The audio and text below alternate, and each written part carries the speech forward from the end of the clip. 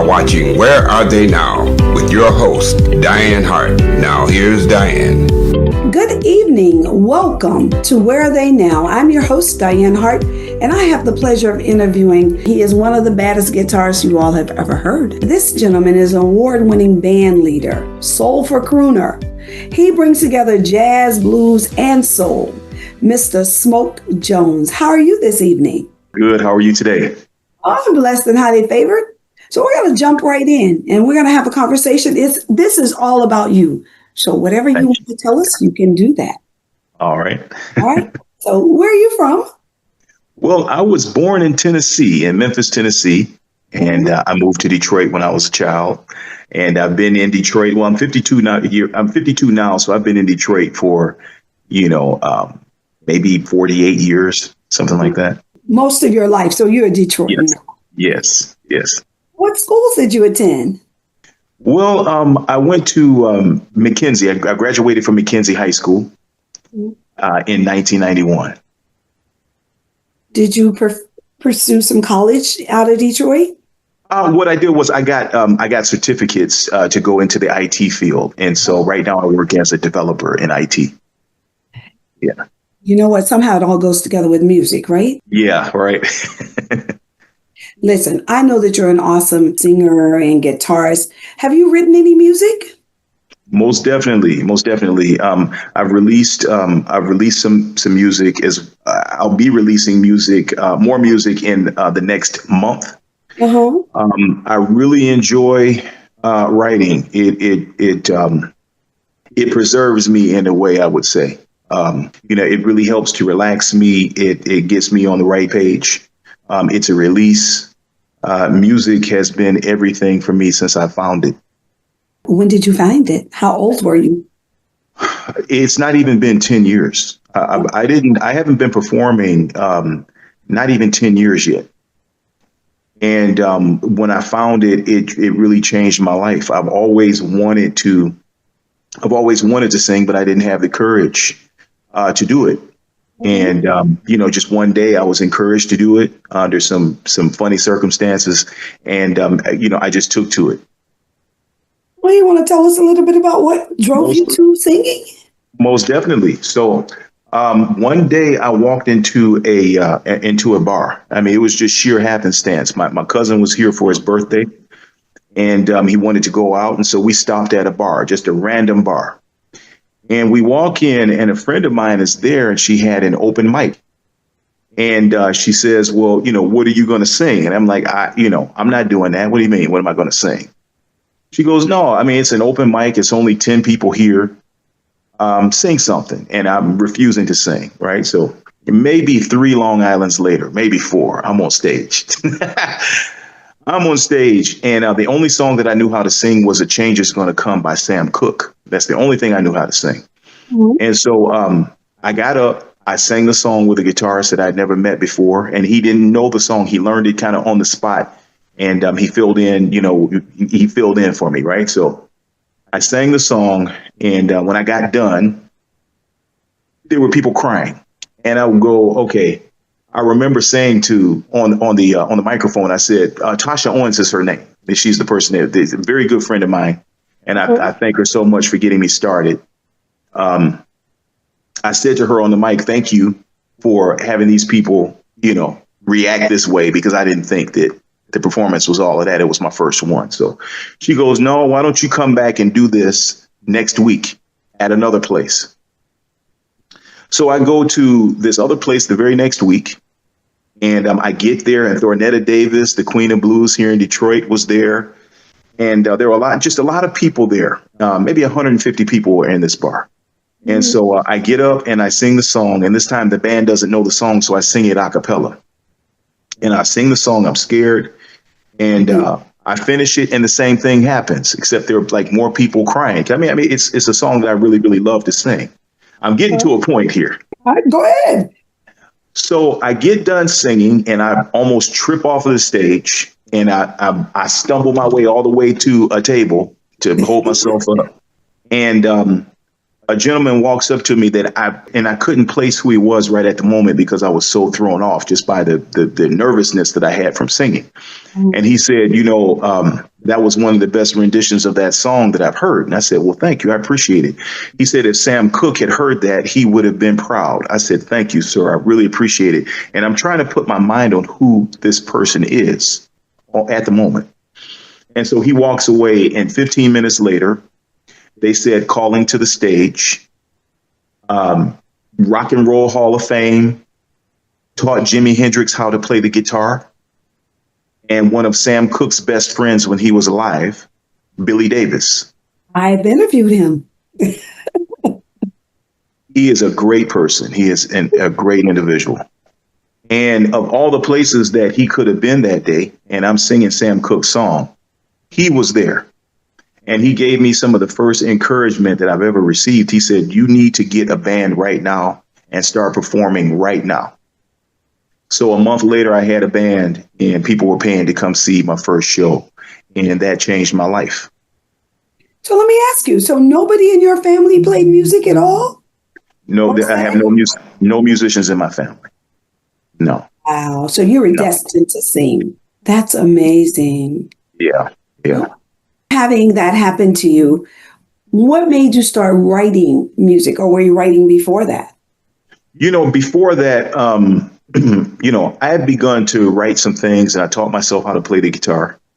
And I posted some things online that I thought that only I could see. I was using a program called SoundCloud.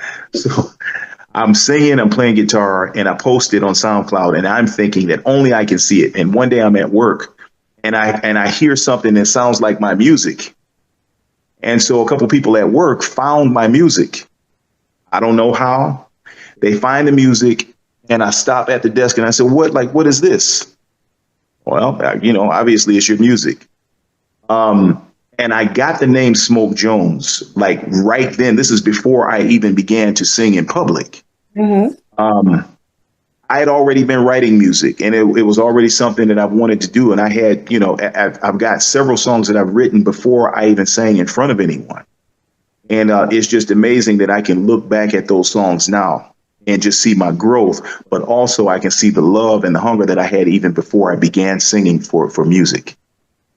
Was your family blown away that you had this talent that nobody realized you had? Yeah. And I really appreciate the support of my family. Now they come to my shows. When I first started, I think sometimes people think that you're just, embarking on a new hobby. And, and eventually it turned into way more than just a hobby, just way more than going to open jams and just singing. I really wanted to pursue singing with a band and recording music. And as that began to happen, then people started to see that this is not a hobby for me. This is what I want to do. I feel like I was put here to do this. It changed my life so much. So I'm just so happy now. My mom supports it. My daughter supports it. And it's a beautiful thing. So do you think your daughter might pursue music? My daughter can sing, and I believe she's afraid to do it. Right. She doesn't let her voice go. And I would really love to see her do it, but I don't want to pressure her into doing it. Well, but she is a very talented person. Why don't you just have her do a demonstration, you and her together at home, and maybe that'll help her loosen up a little bit. Yeah, I should try that. She would sing when she was a child, and then the older she got, the more timid she got. She was also a good dancer. I just remember always going to her dance recitals. She's a very talented person. Well, maybe you should tell her how afraid you were and how nervous you were, and y'all do a little something around the house. You might find that she'll loosen up and do something with you. I'll try.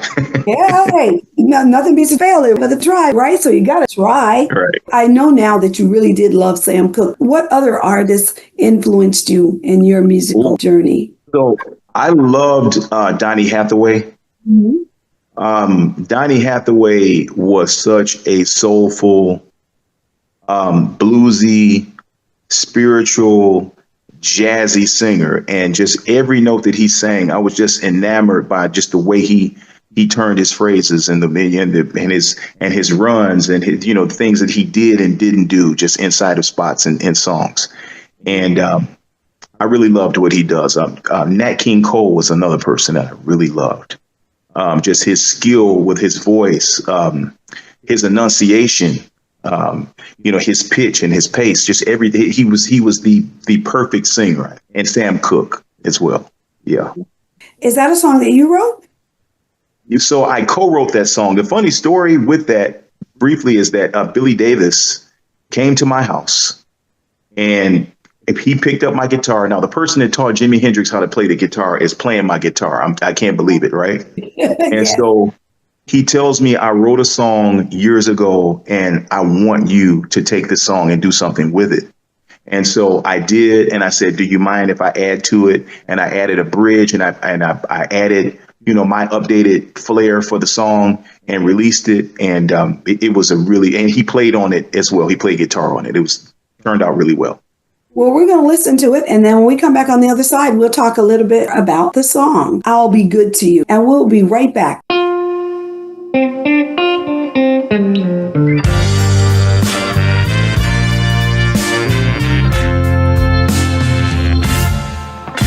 I know you've been hurt before. No, you can't hide, no matter how you smile. Your eyes reveal to me all of the hurt that you have inside. Girl, I've come to your rescue, so please let me through, and I'll be good to you, as good as candy to a baby. I'll be good to you.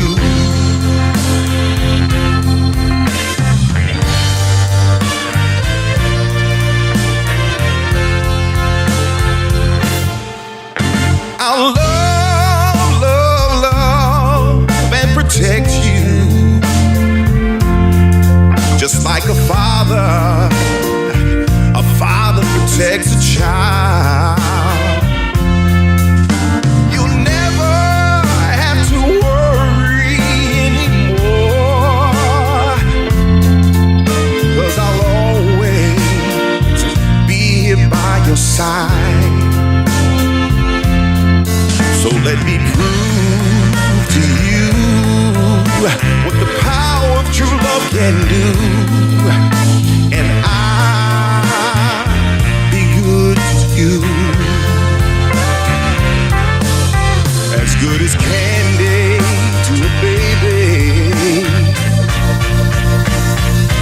I'll be good to you.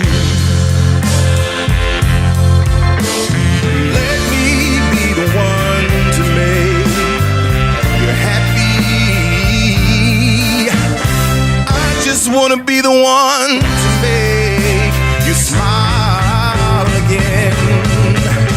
I'll love, love, love, and protect you, just like a father protects a child. Sweet as candy to a baby. I'll be so good to you, sweet as candy to a baby. I'll be so good to you. So let me prove to you what the power of true love can do.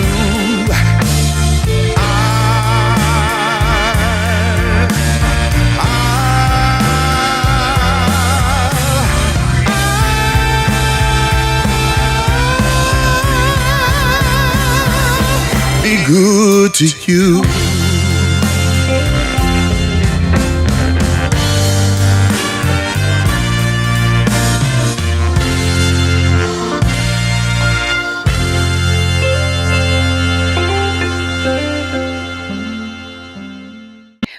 Welcome back to Where Are They Now? I'm your host, Dianne Hart, and tonight I have the awesome privilege of interviewing Mr. Smoke Jones. I don't know if you know how bad a jam that is. That's a bad jam. So Thank you. Yeah. So he played the guitar on your song? Yes, he played the guitar. Also, Josh, Motor City Josh Ford in Detroit played on it as well. So you all have been singing this song everywhere. Yes. What's it like to just someday just blow up without even really realizing you were about to blow up? What does that feel like? I think I'm in my process right now. I think what you have to do is just really just continue to work. You have to continue to work and be hopeful, try and do things the right way. You never know who you're talking to. You never know when an opportunity is there. You have to remain ready and remain professional. And I think because I have a good reputation and because I try and be as professional as possible, I think I'm able to take advantage of opportunities really, really well. But really what I want to do is, I want to be ready for something big that happens, right? I'm going to be singing a Marvin Gaye tribute with one of the Detroit Symphony Orchestra bands, the Detroit City Jazz Orchestra Plus. Mm-hmm. And I never dreamed that I would sing with a band like that. But the reality is that the more you work and the more you get your name out there, the more you build your own brand, the more you put your own content out there, people are going to see it and people are going to start coming to you instead of you always trying to knock on doors. And once that begins to happen, you know that you've done something right. And I hope that, blowing up in a sense is part of that. Yeah. So let's talk a little bit about, I know you say it's only been 10 years, but what is one of your most remembered performances? Wow. There are a couple. The first was we were performing in Oak Park, and I was doing some original music, and all of the power went out in the park, and so everything was down. Of course, on stage, everything is electric. And so there was no sound. There was nothing happening. So I made a decision to just go ahead and just try and sing to the crowd, because they came, they spent, they're spending their time with us. And I take that really seriously. So I began to sing the rest of my set just by myself. The band really couldn't do much. So I was walking through the crowd, just singing to the audience, and people responded to that really well. The beautiful thing about it is that once I got toward the end, the power came back on, but I didn't know the power came back on. So I began singing A Change Is Going to Come. And my band picked up while I was singing in key. And it surprised me. And when I got to my part in the song, the band comes roaring in and the crowd loved it. But that illustrates how you need to be professional. You need to be prepared, and you need to understand that your responsibility when you come and perform for folks is to give them everything that you have, and you can't really make many excuses, And you obviously gave them everything. I was so happy that it turned out the way it did. That was one. And another I would say would be when a friend of mine, Laura Rain, asked me to perform with her on the 2022 Ford Fireworks show on Channel 4. And that was my first time performing on television. And it was, in front of hundreds of thousands of people. And it was my first experience with TV. And, I really appreciated her so much for that. I really felt like I turned a corner that day because my nervousness was there, but my confidence was also there. That was memorable for me. Yeah, there's nothing wrong with having a few butterflies. Yes. Sometimes when I get up to speak before thousands of folk, I have a little bit of butterflies. I'm always on television, so kind of gotten used to that part. But still, there's some days when there's a little bit of nervousness. I just say, that's what we're supposed to have, even though we should have a few butterflies. There's nothing wrong with us having butterflies at all. Right. Have you performed with somebody that you really wanted to get an opportunity to perform with, that you've thought about performing with, and you actually had the opportunity? Yeah. So There are a couple people there too. So Thornetta Davis is a person, right? Bad girl. Oh, I interviewed her too.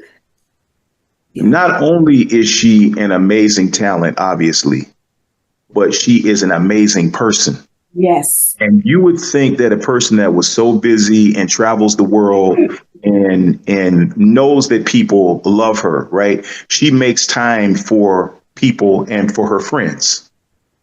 And so every show, and I get emotional talking about it, but my shows that I would consider my big shows, I look up and Thornetta and James are there. Yeah. And so one day I had a birthday show, and I didn't expect that Thornetta was going to be there. So she shows up with cake and cupcakes and everything. And then Thornetta and James performed with me on my birthday. Aw, awesome. That was major. Yes. Major. Well, do you remember me from the Detroit Black Music Awards show? Yes.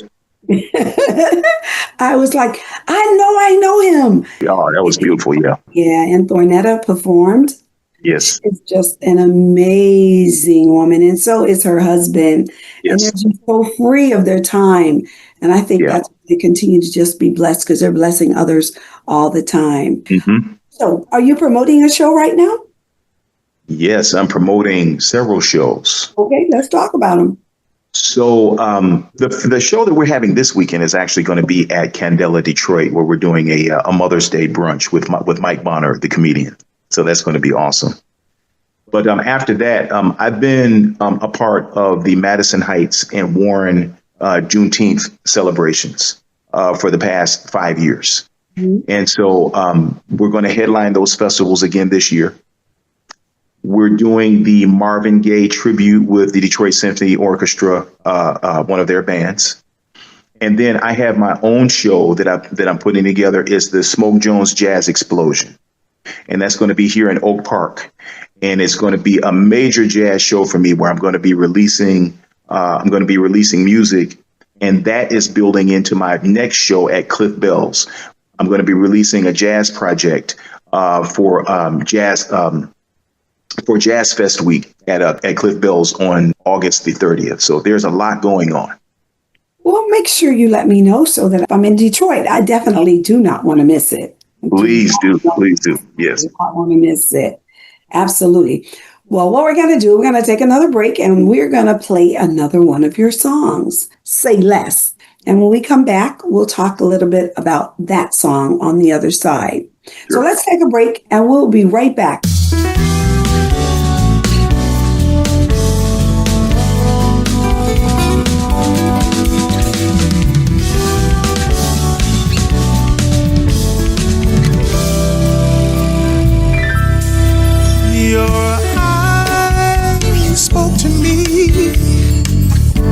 From the start, I listened to every word pouring out of your heart.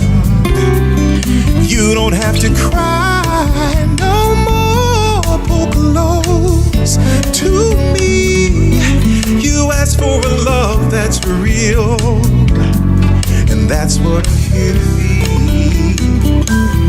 So baby, say less, say no more. Say less, say less, say less. Don't say another word. I'm always here for you through good and the bad times. I'll help you through the dark. Together we can shine.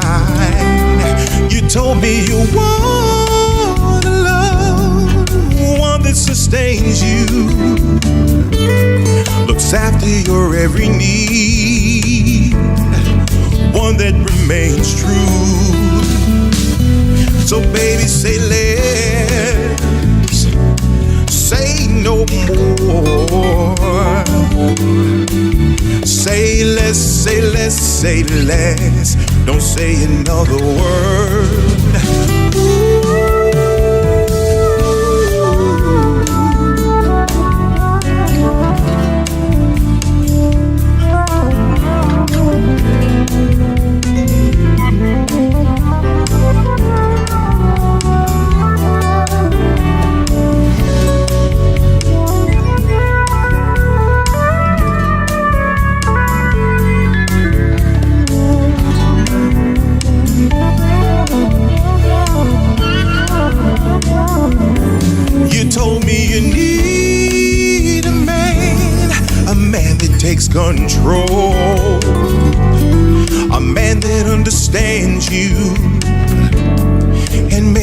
this world. You said that you need a man with a plan to walk hand in hand with you and help you love again. Hey, so baby, say less, say no more. Say less, say less, say less. Don't say another word. I see it in your eyes. I know you're feeling me. I want you to trust it. Trust this energy. I want you to feel it. You know who my love is for. Don't ever doubt me. I'm who you're looking for. Say this, say no more. Say less, say less, say less. Don't say another word. Oh, say less, say no more. Say less, say less, say less. Ooh. Say less, say less, say less. Say less, say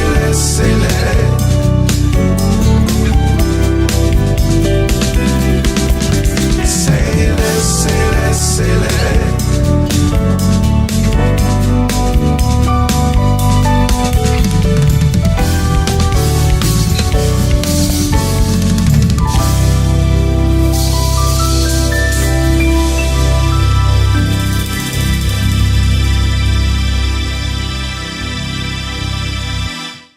Welcome back to Where They Now. I'm your host, Dianne Hart, and tonight I have the distinct pleasure of interviewing Mr. Smoke Jones. So tell us a little bit about Say Less and how did that song come about?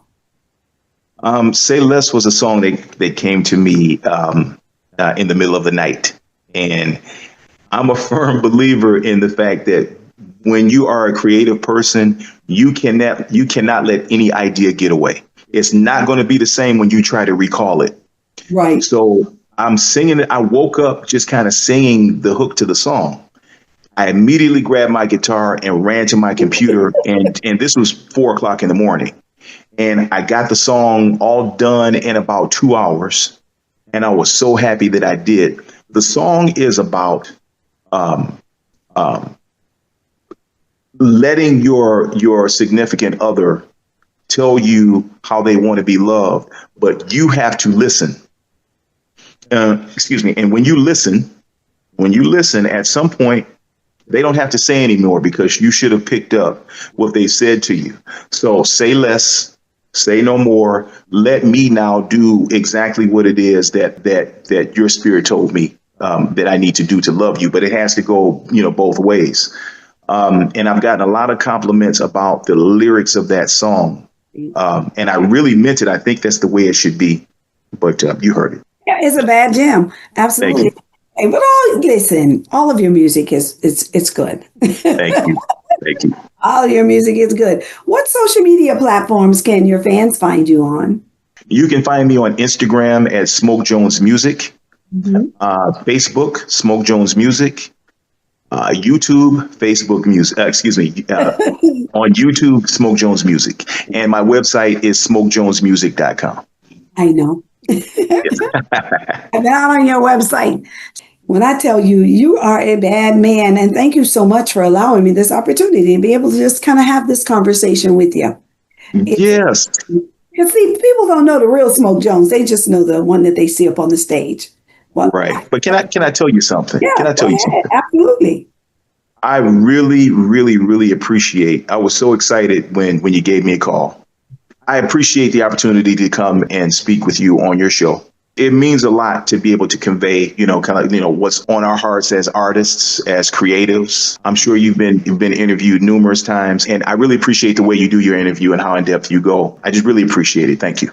You're welcome. You're welcome. Okay, so let's talk a little bit about some advice that you would give some of our up and coming stars, whether they're seniors or young people. Let's give them some advice. Sometimes it's an insult when people say, be realistic. You're not going to get out of your comfort zone if you just say, I'm going to be realistic and I'm just going to stay where I'm at. You have to dream. You have to push. You have to understand that, once today is gone, today is gone. Right. And then you have tomorrow, and tomorrow is not always promised. I don't care what age you are. You have to take your calling seriously. You have to take your talent seriously, and you have to do something with it, because if you don't, it's a good chance that you're going to take that with you, undiscovered when you go. And that's a powerful thing when you really break it down. We all have something inside of us that we know we love, that we know we can do, but fear. Sometimes you think people are going to ostracize you. You think your family is going to look down on you. You think it's not going to make money. Well, you don't know unless you try.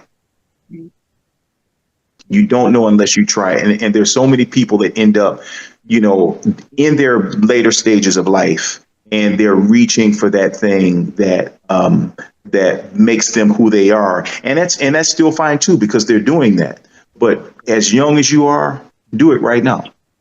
That's right. Yeah. And if you're a senior, still do it. Yes. Don't give it up. If you really love it, then I think you should go ahead and give it a try. Let's talk a little bit about what it looks like from a business perspective, being in this entertainment business. What does that look like? Well, you have to have a team. You can't do it by yourself. I mean, publicity, management, accounting, booking agents and all those types of things. If you have a team, sometimes, a person can wear multiple hats, but if you have a team, you will move a whole lot more effectively. That is something that I'm learning to do a lot better in my days now. Right. Again, I've been performing for 10 years, and I feel like I've done so much wrong, in a sense, to not push forward as hard as I can. Like the effort is there, but you have to have the method. You have to have people in place that can do things that you may not know how to do, or they can do them while you're doing something else. Right. That's the business aspect of it, and you have to pay attention to that. So what do you think about how people should they get advice from attorneys when they're signing contracts? Yeah. So many times I'm hearing people say, well, I didn't get what I thought I was going to get. Yeah, that's true. I've never dealt with a label, but I've signed contracts for shows. You have to protect your intellectual property. You have to make sure that you're copywritten. You have to make sure that, if someone's going to use your music, that, they're licensed to do so. Sync licensing. There's so many ways to protect yourself so that you are paid for what you do, because it's so easy for someone to take your property and make money off of it.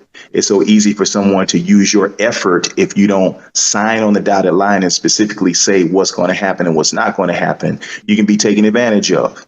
Absolutely, you can. Let me ask you this. So what do you think keeps you in this space, that keeps you so motivated to keep moving forward? What's the driver?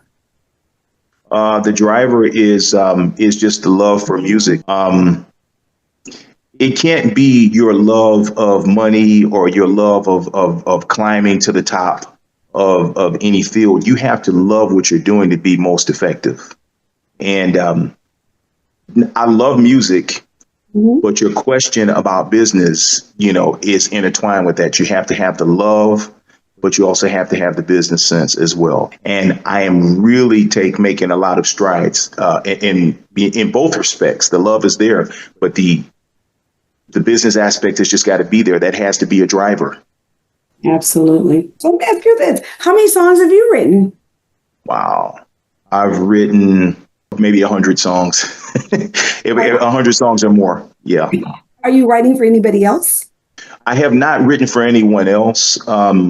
Everything that I write it and I stash it. And if it's something that I can, take to the studio and record, that's one thing. But I have not really given any of my songs to any other person yet.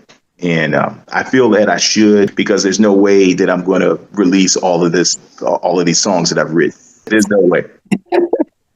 Hey, you might. Yeah, I might. Right. You might. But no, it does not hurt to write for other people because you can still make money. Is there somebody in particular you're looking forward to singing with anytime in the near future? Yeah, there's some Detroit artists. I love Angela Davis. Her singing is amazing. Carla Pace is going to be singing on my new release called "A Change of Heart." We're going to do a duet, a song that I wrote. I look forward to performing on stage with her. I got a chance to perform with the Four Tops band. I've been working with them for about a year now, and that was always a dream. And Terhan Terrell, who leads that band, is amazing. So many Detroit artists. So many. I mean, I could just name all of Detroit. I get a chance to sing with my friend CJ Williams this weekend. We've never sang together, but I've known of him and I've watched him in Detroit sing for a long time. I'm looking forward to singing with him this weekend. Great. Let me ask you this. How much Southern Soul are you singing? So my song that I'm going to release next month, More Time, it's got a Southern Soul feel to it. And I'm going to sing you that song. It's 99% done. I'll send you what I have right now because I think you'll vibe to it. It's got a really, really nice Southern Soul vibe to it. Yeah. So you take jazz, blues, Southern Soul, all of those, and you just intermingle them together, which I'm sure is why it's so soulful, because there's a little bit of everything. Yes. What else would you like to tell us that we don't know about you that you'd like the people to know? Wow. I'm a pretty personal guy. I think that the more and more I perform, it's like you give a lot of yourself on stage and people see, they see a lot of what you are, and then you try and keep a lot of, your more private, affairs, there. It doesn't always stay there. But, you try and keep it there. But, I just want people to know that, that I'm a genuine professional person. And I try and carry that every place that I go. And I think it's really done well for me. But outside of that, there's not really a whole lot that, that I need people to know besides the fact that I love what I do. Like people to know. What kind of work are you doing? You say you're in IT? Yes. And what do you do?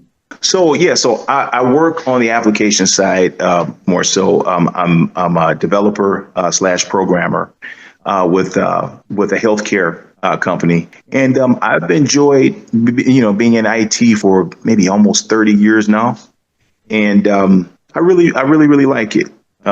It is a perfect balance for what I do outside of my day job. I was about to say that. It seems like all of the IT people and all the engineers seem to love music. Those who are in that field has something to do with numbers, I keep being told. Probably so. Yeah. When you think about creativity, when do you think you're the most creative? Is it at nighttime, daytime? When do you think you're the most creative? Yeah, I think nighttime. Nighttime is my most creative time because I can sit down with my guitar and here's my problem.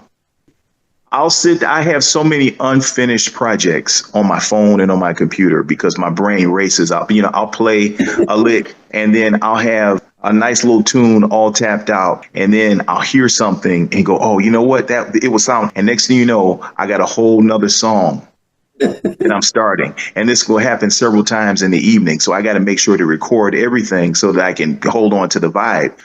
So I'm the most creative at night. Yeah. So do you carry around a tape recorder, or do you go to bed with a tape recorder next to the bed so when something jumps in your phone, you get up? Oh. Yeah, my phone is what I use. Yeah. No, there are a lot of you all with creativity.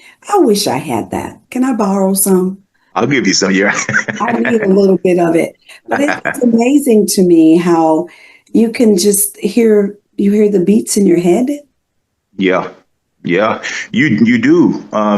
So an experience I had last week, I had an idea for a song and I started humming the song. Uh-huh. And I said, I got a whole song. So I picked up my phone and I hummed the beat, everything for the song. I sent that to Trahan Terrell, who is an amazing producer. I said, can you make a track out of what I just 2 hours later, he calls me and the band put together an entire track based on what I just hummed into the phone. And it is absolutely amazing. I'll send it to you. Tell me what you think. But I'm going to write to it and release this song. It is amazing. And it's just like that. Just like that. Look, didn't take a month or 6 months. Right. It was just like that. Yeah. So do Yeah. you find yourself writing a lot about personal things that are going on or situations? You walk into something and all of a sudden it's like, oh, let me write about that. Yeah, I write a lot about relationship experiences. Obviously, I think most people do, but I have I have a view of the world that I have to document in my songs, and so I'll sit with my guitar and I'll just really think deeply about like what's going on in the world right now.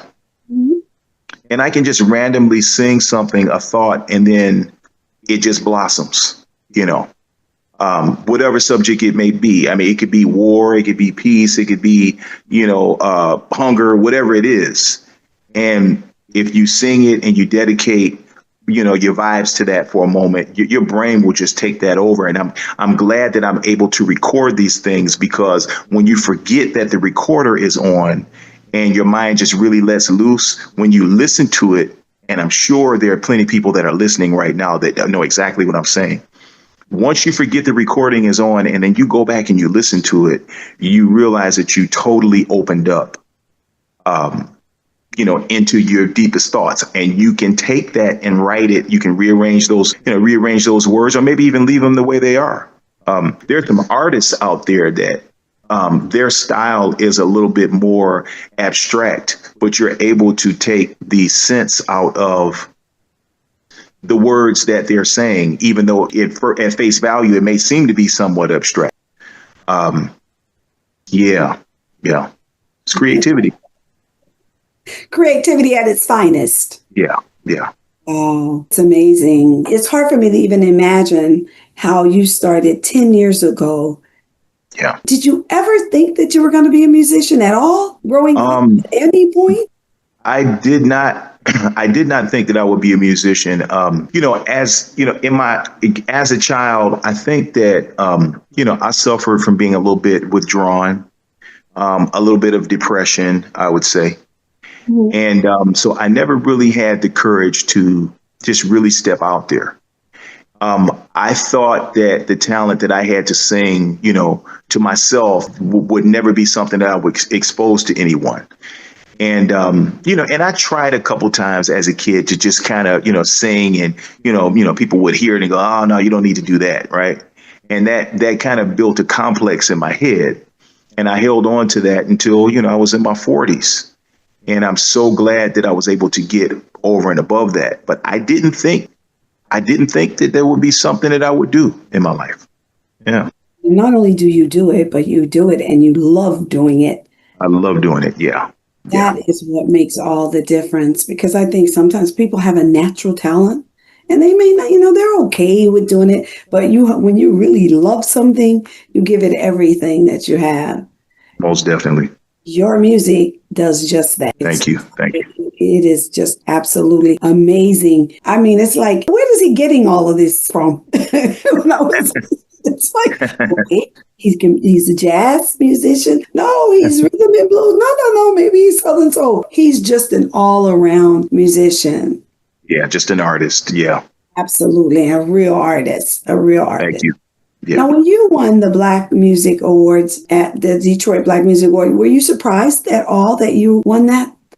Look, the funny part about it is that the other people that were in the category were all people that I really admire. Amazing people. Yes. And so when they got to Detroit Black Music Awards, we're here to find out who the Jazz Musician of the Year is. And I had ordered some chicken wings. Uh-huh. And I took my jacket off, and I was on these chicken wings. Listen, I was on these wings. So Dawn Webb, who was the who was the presenter, she called my name, and then somebody elbowed me and said, "Bro, they called you." I said, "What?" So I had to drop the chicken and wipe my hands off and get my coat on, and I'm putting on my coat as I'm walking to the stage, because I didn't think, I didn't think that was going to happen. And the emotions hit me when I got to the stage. I'm like, I really, my people, my folks have given me this honor, and I didn't think that I was worthy of that. I think a lot of times people don't, and it's not because you don't think you have worth. It's Right. just because you are so used to your talent and your art from the inside, and when people validate it from the outside, it's surprising sometimes. Right. And that there are other people who you think, wow, I know they're awesome. I admire Yes. them every day. Yes. I'm actually in that category with them. I'm kind of Yes. ahead of them, maybe, right? But you're not Yeah. thinking that. And I guess that's the best part of it, when you are there, but you don't realize that you are the next person to win that award. Wow. And I know Wow. that you're always there hoping that they will be the one that will win the award. Yes. That says something about you. That sets you apart from your other colleagues in that industry. But they were supportive. Oh, But they were supportive. absolutely, as they You should. It was when I stepped off of the stage. Uh-huh. People were hugging me that were in the same category, and I felt so good. I didn't feel that there was a sense of competition. I didn't feel that there was any of that. I got a lot of love that day, and on top of it, I didn't expect to get the award. But Detroit is a beautiful place, and when we support each other like that, we can do anything. We have to keep on with that. Misty is doing an amazing job with Lifetime Achievement Awards. That's the award that I've always given out. That's typically my role. So this was only my first time ever actually emceeing with somebody else. So I was really excited myself and had some nervousness because that was my first time doing the show. From that you did well. standpoint, I'd always been on their faces when they come to that stage. It's unbelievable, and they're just so happy. And it's always good to know that people in Detroit love you, and that's a great thing. But I tell you what, hey, you are good. Gentlemen, you deserve all the accolades that you get. And I'm sure Thank you. I appreciate it. your next 10 years will be better than these first 10 years. Yes, I really appreciate that. What are you going to do with yourself when you're going all around the world? Look, I'm just going to enjoy it. I don't feel at this point like I'm in blow up status. I think I'm headed towards that. And I'm going to be very intentional in speaking on it in that way. I think it's going to happen. I'm going to keep working. And I think that is what you said something earlier that rung a bell in my head when we were speaking about Thornetta Davis and the support that she gives people. That's part of succeeding. That's one of the major cornerstones of success, is to give back and to support other people. That's right. And I think she knows that, and it's a part of her personality anyway. I just look, in my process of getting there, I want to treat people well. I want to continue to work hard and do things the right way and let it happen the way it should happen. And that's an awesome way of looking at it. I do a Facebook live show every Saturday morning, and I always end it with be a blessing to someone else, and someone will be a blessing to you. You may not know where it's coming from, and it doesn't matter, but the universe says so, and it's coming. The Creator will never let you down. It's coming. You just have to be about helping other people. I'm just a firm believer in that, hey, you get back what you give. Yes. Can't get anything that you're not willing to give. So I've always tried to encourage my children to understand that that's critically important. And that's how I see Thornetta Davis, and that's how I see Misty always give it back. She had a fabulous career, so she doesn't have to do that if she did not want to do it, but she loves Detroit Black Music Awards. And that's going to be held the first weekend in August. My hope is that more of the artists who get these awards will come back and support other artists. They turn out, and I love it. Everybody gets all dressed up. It's I'll awesome. be there. Whatever she asked me to do, I definitely would like to come and participate. It's a beautiful event. It absolutely is. But I want to thank you again for allowing me this opportunity. I hear that music playing in the back of my head. Let me ask you this. Is there anything else you would like to impart upon us before we leave? I want to thank again Thornetta, Ron Ledford, Tasha Owens, Sky Covington, Randall Wilson, Trahan Terrell. There's so many people that I would just like to say thank you to, because I wouldn't be here without those folks. But then also I like to thank the people that come out to the shows and buy my music and support me. It means everything. So thank you. And thank you for having me here today. Pure pleasure to have you here. Let me give you all a few parting words. You can watch me every Thursday night at 7:30 on Where Are They Now on Detroit Hot TV. I'm also on a show here in the Tampa Bay area. It's called The Opening Statement. I'm on every Wednesday night. I'm on Roku on the Lit TV network. It's called the Tampa Bay channel. That's my channel. And I'm on every Wednesday night at 7 o'clock right here in Tampa. But you can also catch me on YouTube at Dianne Hart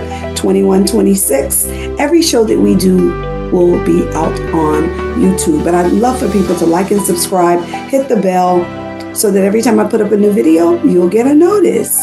So I want to thank you. Thank you. You're welcome. Bye-bye.